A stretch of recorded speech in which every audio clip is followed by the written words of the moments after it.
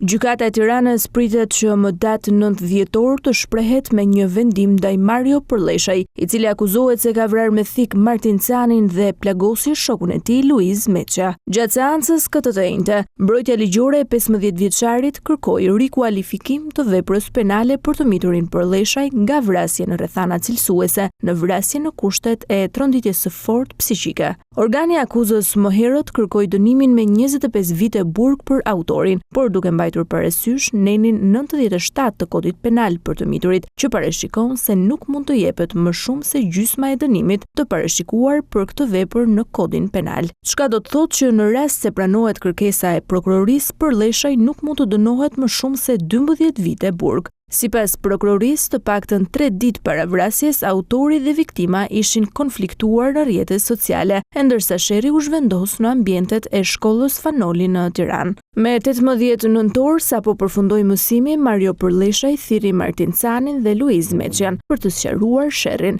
Një grup të rinj dolën mbrapa shkollës në një ambient pallatesh ku pas zënkës autori e qelloi me thik Martin Canin dhe Luiz Meçjan. Më pas ai la çantën dhe thikën dhe u largua drejt një spitali privat ku mori mjekim, pasi edhe ai vet u plagos. Vrasja e Canit solli reagime të forta nga ana e prindërve, duke zhvilluar për disa ditë një protestë para Ministrisë së Arsimit, ndërsa qeveria vendosi të mbyll TikTokun.